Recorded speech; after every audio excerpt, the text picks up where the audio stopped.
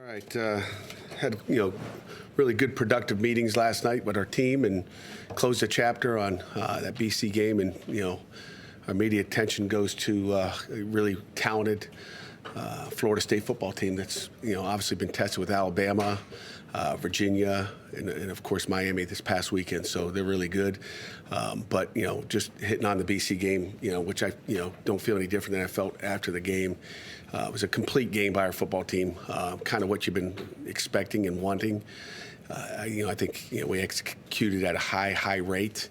And that's probably why the score looked like it did. I think when you execute and you don't turn the ball over, good things happen. And our offense had a chance to get almost 90 plays, and our defense is on the field for 60 plays. And that's kind of how you'd like it to be. I talked about the yards per carry, yards per pass last week, and said we didn't have enough plays. Well, when you have more plays and you move the sticks like we did, and again, our goal was to make an impact and play a complete game, and that's what our guys did. So, but again, going right on to Florida State, Mike Norvell, heck of a football coach, has had success wherever he's been. In the offseason, made two coordinator changes and obviously some other staff changes, and I think it's made a difference. He's got guru Gus Malzahn, who we all know is really, really talented, former head football coach at several places. Does a nice job. They're the number 2 rushing offense in the country. So, they're talented. They got running backs and skill everywhere. And then defensively, Tony White, old Syracuse coordinator back in, I think, 2021, 22, does a nice job, has moved around, and he's done a nice job on defense. Again, starts up front with those guys. I mean, their front four are fantastic. You can call them the Fantastic Four. They put pressure on the quarterback. We got to be really good up front this weekend, and again, they got skill all over the field. They got they're exceptionally athletic. Questions? What have you, just watching film with Castellanos since you've been at Florida State, what have you seen about, is there anything that stands out to you that's a lot of game that has changed since you faced him in 23 with Boston College? I think, maybe surrounded with a lot better players than he was back at Boston College. I think, the talent surrounding him, the weapons he's got at receiver. He's got a 6'6" wideout that, is going to, we call it run it routes. He's going to, run a comeback. He's going to get thrown back shoulder fades at 6'6". We don't have any 6'5" corners. He's really talented. He's got, great eye-hand coordination. Makes tough contested catches. So he's got talent around him. His athletic ability hadn't changed. He was athletic and scrambled all over the place in the past. He's doing the same thing. He can make plays with his feet. They like to run quarterback draws with him, so we got to be really ready for all the quarterback draws that we'll see, and obviously trying to stop the slew of running backs they have in that backfield that are big and athletic. What have you seen out of Mason that tells you he'll be ready for that environment, be able to handle the environment you guys are walking into? Yeah, Jeff, we'll find out this weekend, right? We're going to find out.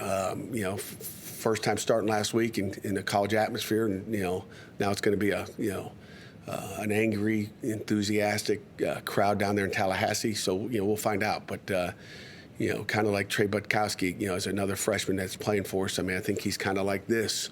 But it's not going to be, how he handles it. It's going to be how we handle it. It's going to be, getting the snap cadence. We had 0 unforced errors on offense as far as, penalties. I think we had 4 holding calls, but aggressive penalties. But so that'll be the challenge. We got to do a great job as a staff, this week of, just making sure that, we are on top of our game there and we execute at a high level that way. You can see his athletic ability, like on his high school tape. He could run and he could throw and all of that. You talked after the game about his preparation. I mean, what are those other things beyond the athletic ability that set him apart, allow him to have success, and should help him when he goes into a tough environment? Well, I mean, obviously intelligence and preparation are probably, one of the key ingredients. You can be a lesser talented player. We got a lot of talent in that quarterback room. But, just the preparation is really good. But, he's got a quick release, and he knows where to go with the ball. He's got a good pre-snap idea of what's going on. So, that intelligence there helps.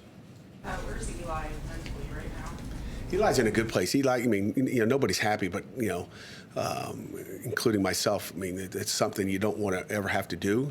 But, it's part of the game of football, right? It doesn't matter if you're a corner or safety, a linebacker or quarterback or or running back. I mean, there's adversity that hits. I think he's dealt with adversity well, and and he continues. He'll have to continue to do. We're going to need him. So. Was it important to you to get him in the fourth quarter? Why was it important? Well, based on the score, I wanted to get him. I want to get his confidence back where it was, and just get him going. So it was real important to get him. I mean, you never thought you would get it in going into an ACC contest like we did, but we were fortunate to be able to get him in there and get him some snaps because there's still a lot of trust and faith in Eli Holstein. I guarantee you that. From the offensive line to Joels and Jakarian, just what do you feel like went differently against Boston College to allow you to find some momentum on the ground for the first time in a couple weeks? Yeah, I think anytime you throw the ball effectively, it's going to open up your run game. We've talked about taking what they're going to give you when when you're throwing completions and they got to worry about defending both. And again, I talk about all the time in here being two-dimensional, right? We ended up being two-dimensional on offense, and anytime you can be two-dimensional and you're not, you're not getting a box packed because they don't think you can, hit an open receiver or complete it. I think that's what it comes down to. Watching the film, how did Ryan do in his first start? That whole offensive line. Ryan Credit, left guard. Yeah, Ryan did well. I mean, again, everybody played pretty well when you beat a team like that. And again, that was a really good Boston College team, guys. I mean, the score didn't look like it, and you're like, oh, we beat, but it was because of execution and the ball. And when you don't turn it over, like I said, I think that's a really good football team. It's going to win some games this year, and they're talented. And it was one of those days where we really executed, and we need to bottle everything that we did last week and bring it down to Tallahassee. You guys have made an emphasis on depth. Depth was a little bit challenged on offensive line and defensive end due to injuries. What were your impressions on how those guys that had to step up did? They played good enough to win. I mean, they played good enough to win up front, it's the next man up, whatever it is, whenever it is. Our guys came in, and Gio Cooley got some snaps at right tackle as well, so it was good to see an Erie PA guy get in there, and he's only going to get better with more snaps if we can afford to give them to him. When you have a start like that for Mason, especially a first career start, maybe you get a little too high on yourself, but how has he sort of stayed level-headed this week so far? Well, this week so far. It is Monday morning at noon. I think all the quarterbacks are in meeting, watching tape now, so they're all in there. So I haven't. It's not like I pull them in and say, "Hey, how you doing? Like, how are you high? Are you low?" But like I try to teach our whole team, hey, you can't ever get too high, can't get too low. You just got to kind of stay in the middle, and I think that's where Mason will be, regardless of what I say to him or what he feels like today. Was it important to make the move quarterback at this point in the schedule as opposed to later, especially with the last 3 games you have on the schedule this season? You know what? I'm not worried about when. I'm not worried about the last 3 games. I couldn't even tell you. I know we play Miami at the end. I couldn't tell you who we play game 10 or 11. I know we finished with Miami. I knew who we started up with, Duquesne and Miami. I don't know why I remember that, but I know we got Miami. But I'm not worried about what game it is. It's important for our football team just to give us the best chance to win, and who can go out there and execute and help us win. This was your first Power 4 win in a while. Does it feel like you kind of got a monkey off your back? Not really. I mean, we were close to getting a few last year at the end of the year, and we didn't finish for whatever reason. And there's multiple reasons, but I didn't see any monkey on my back. I didn't look to see if he was there or not, but I just got him off a long time ago if I could. You used Isaiah Neal at defensive end on Saturday. What went into that move? How did he do? And could that be a long-term switch for him? Yeah, it could be a long-term. Ghost is a guy. Isaiah Neal, Ghost nickname, AKA. Ghost is a guy that plays with a great motor. He's very detailed. He's smart. That's why he's a personal protector on our punt team. He can execute everything we need him to execute. He's kind of a tweener between a defensive end and D tackle. Especially this week with the mammoth guys that we're going to play up front. I mean, from 6'7", 330 pounds. I mean, across the board they're huge. And but he's tough enough to play inside, and he's athletic enough to play on the edge. So he's one of those guys that can play both. I think that was the best game from your defense this season, at least going back on tape. Would you say that? You could say that. you know, you could say that. I mean, again, it comes down to execution. And, you know, I think the main thing was time possession. When you only got 60 plays or 65 plays, whatever it is, that's a normal game. When you're playing in the 90s, there's going to be a lack of execution. There's going to be exhaustion, you know, that comes in, whether you go overtime or you don't go overtime. So, again, like complementary, you know, football, offense, staying on the field, executing, moving the sticks, which is critical, and giving our defense a break, you know, then you're going to have more energy for, you know, those 60 plays. If you need to tap out in 60 plays, then we got, you know, conditioning problems, which we don't. Anything else? Cade has said in the past that he wants to lead the nation in first downs. I think you guys had 31 first downs. It might be the most in a game since he's been here. Was that kind of, you know, I mean, they used the tempo, but they still ran a lot of plays, picking up those small chunks, just kind of moving the ball down the field. Is that sort of the offense you wanted him to bring here, something that would just chip away, get down the field? No question about it. I mean, it's, you know, again, moving those sticks and moving the chains. I think our longest drive for points a week ago was 2 minutes and 31 seconds. I mean, you look the other day, we had probably 4 or 5 drives that were 5.5 minutes long. And again, the offense is just moving on the field. And I always say it's a lot easier to play offense than it is defense because you dictate. You know, defensively, you're reactors. You have to react to what everybody's doing. So, you know, being able to execute and get the ball out and move those sticks is critical. I don't care if it's explosives. We'd like to have more explosives. I think, you know, when you look at it, Boston College had 2 explosives on the day. Again, 2. Our goal is to limit them to 5. So we're way under that number.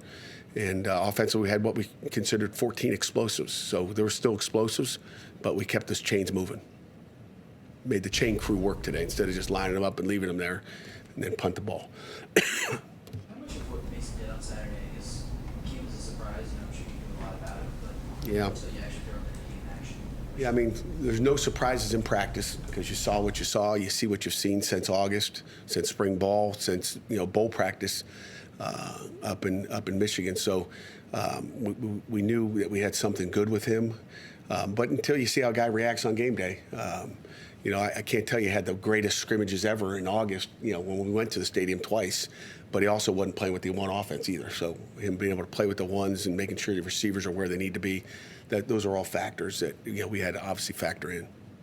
Now, just a decision of that magnitude at the most important position on the field. Just how did you go about arriving at that decision? I guess specifically, to what extent did you seek out Cade and just try to gather input from him or whoever else? Well, you know, we talk every day. We talk depth chart every single day as a staff. It's not just me and Cade, but but obviously, you know, Cade and I, you know, had some conversations and you know, we'll keep those personal. But you know, there's a lot that goes into a decision like that. That's not anything. That's hard. That's a hard decision to make when you look at Eli's, you know, as a 7-1 starter a year ago. I think he's 7-0 as a starter that finishes the game, right? I think his one loss was Louisville when he didn't, you know, he had 2 drives. So, you know, there's a ton of talent there. There's, you know, a ton of faith in Eli. And, but, you know, sometimes you get in a rut and, you know, that's what we did. He had 6 different touchdowns, 6 touchdowns against BC, 6 different scores. I mean, how important is that with the offense, just having anyone that can go out and get a touchdown? I mean, Yeah, I mean, again, it's not like we're looking for one guy. I mean, I think Poppy was the leading receiver coming into that game, probably. You know, probably scored a touchdown. You know, he was making plays, and all of a sudden, you know, Kenny Johnson gets into factor. I know you guys asked that question probably last week. Kenny had an outstanding game, as you can see right there. I mean, he's playing at a high level. You guys like these new pictures we got up here? That's a heck of a caused fumble. We've worked really hard on that, and it was good to see one come out on Saturday. But you know, you throw it to the guys that are open. You throw it to the guy you're supposed to. It's not like, pre-snap you're going, I want to throw it to that. You can't predetermine where you want to throw the ball. That can't happen. I think when we've asked you about Blue Hicks in the past, you talked about you need to get him the ball in space more and let him make plays. But it seems like he's caught some passes downfield. I mean, the one came back on a holding call the other day, but that was a pretty impressive catch. Yeah, he had a nice headstand too. Better not have any of that anymore either. But has he, I don't want to say surprised you, but impressed with what he's been able to do as far as getting downfield and making catches, not just the short stuff and Yeah. Yeah, there's no question. I mean, you can't play receiver if that's all we're going to do is throw you the ball at the line of scrimmage and see if you can make a play with your feet. We'll put him at running back if that's the case. No, it doesn't shock me at all. Blue is an excellent receiver. I wouldn't brag about him in August camp if I didn't think that guy can make plays down the field as well as if and when he gets that ball in his hands and has some space that he can make something happen, whether it's behind the line of scrimmage or 10 yards down the field. He can make plays. We have yet to see that, I think, a whole lot, but he's made some acrobatic, catches down the field, which, is huge. I mean, you have to be to be a complete receiver, you got to be able to do both. And he's one of those guys that I think can make plays with his feet after he catches it, but he certainly obviously can catch the ball down the field and make plays down the field. First, obviously had that big win in week 1 against Alabama, and then 2 straight losses now. I guess what's different about that team that beat Alabama versus the one that's last week? I don't know if you put any tape of Miami, Florida. The Hurricanes, they're pretty good. That was a battle down there in Florida last week, and what they call battle for the state championship, I guess, of the Florida teams. So, I mean, they've been tested. They've played some good football. That's a really, really, really good football team, guys. And we're going to have to play our best to go down there and get a win on Saturday. That's for sure. They're really good. They're talented everywhere, and they got great coaches. So we're going to have to go down and play. Couple more. All good? Anybody else? Sure. All right. Appreciate it. See you tomorrow.